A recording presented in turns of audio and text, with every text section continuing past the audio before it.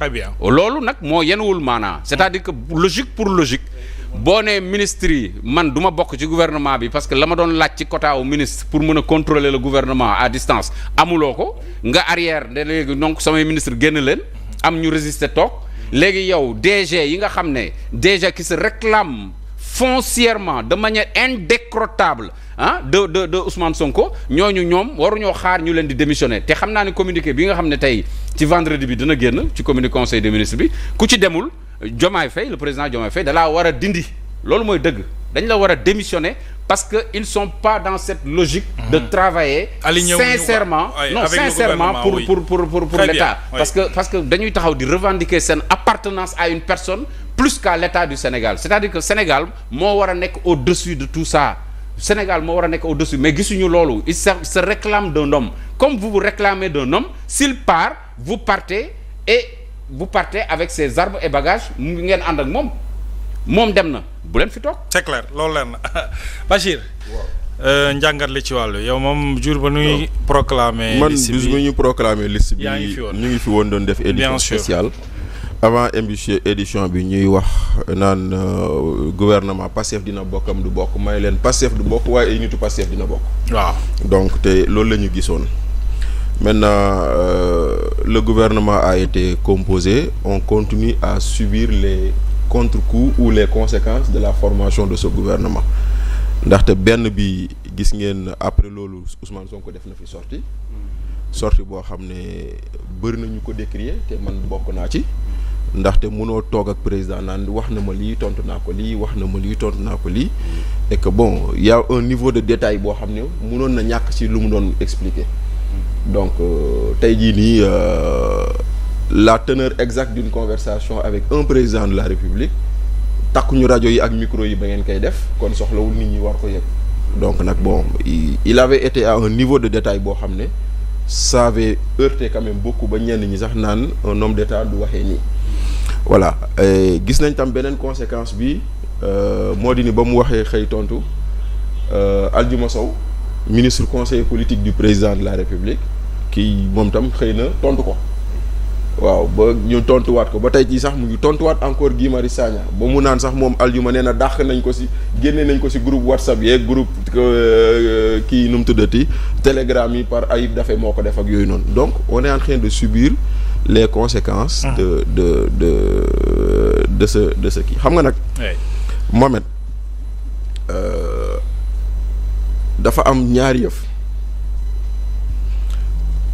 Pastef est passé d'un parti au pouvoir pour migrer vers un parti d'opposition tout en étant au pouvoir loolay benn maintenant le parti au pouvoir boobu Pastef était un parti d'opposition xam nga opposition mooy lu toftal parce que tey jii nii loolu moo fi nekk nag maintenant président de la République jël na décision taxali ko ak premier ministre. oui décision boobu noonu dafa am ay conséquences yu mu war a jur. ay jeexital yoo xam ne dañ ko war a jur. ci biir jeexital yooyu noonu mooy cohérence bu ñu soxla. tu ne peux pas dire que yow bokkoo ci gouvernement bi say nit nekk ay directeurs généraux wala nekk ay directeurs nationaux wala nekk ay directeurs d'agence. la cohérence aurait voulu que nu nga nee ministres yi du ñu toog na ñeneen ñëpp tam yenu seen bagage dem. donc cohérence boobu noonu man maa ngi koy xaar maintenant nag est-ce que dinañ xam mais pour man peut-être c'est le congrès de demain qui va déterminer beaucoup de choses parce que une fois le congrès jàll la ñuy xam sur qui Diomaye compte et sur qui il ne compte pas. Et que peut-être Bachir, c'est pas un congrès, c'est un plébiscite. Peut-être aussi. Hein? C'est pas un congrès, c'est un plébiscite. Un congrès, au moins, il y a 1, 2, 3 candidats, ñu xool discuter waxtaan. waaw mais ça, tu connais l'histoire des partis soviétiques, ce qu'on appelle le centralisme démocratique. Ouais. Le principe du centralisme démocratique, c'est-à-dire qu'on veut élire Moustapha Diakhaté, on fait en sorte que Moustapha Diakhaté soit le seul candidat. waaw Après, il va avoir un score soviétique, 99,99% de voix.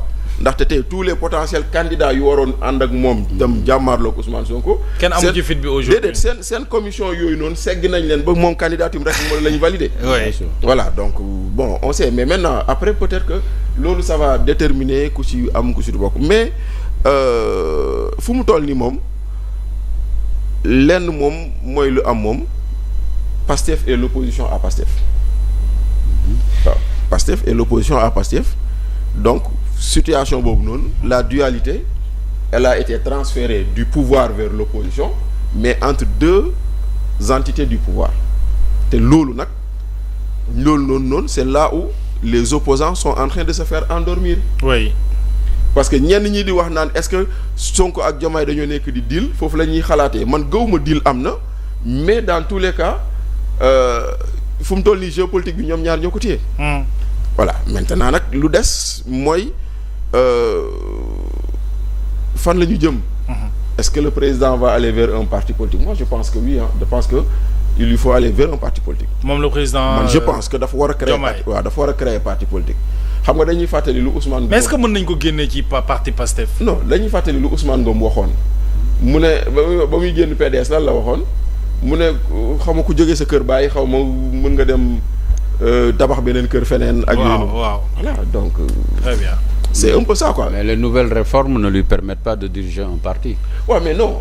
Diriger un parti c'est autre chose. Ouais. Diriger un parti c'est autre chose mais créer un parti si nga teg fa koo xam ne bon voilà mais la formation du gouvernement moom boo ko xoolee Mohamed. da ngay delluwaat également. Les profils. waaw da ngay delluwaat également ci histoire politique Sénégal chaque fois qu'il y a eu un conflit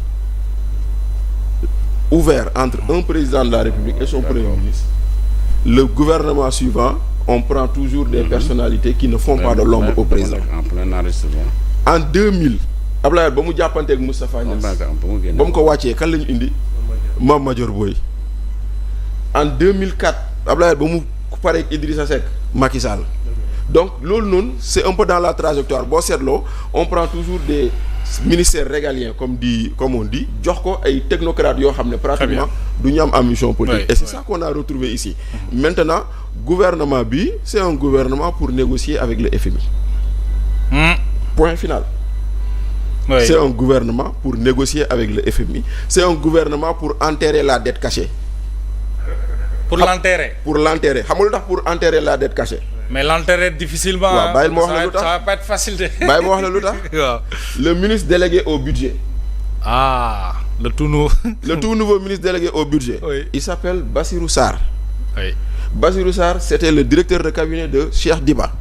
Balaa muy nekk directeur de cabinet Cheikh Diba jamono yi ñëw Moustapha Ba il était conseiller technique de Moustapha Ba référent FMI référent banque yi kon banque yi bañ doon toog ñuy wax xam nga dette bancaire bi lañ considéré comme dette cachée moo si nekkoon. Oui. Alé Nar moo nekkoon secrétaire général ministère de l'économie ñoom ñoo doon wax ak FMI.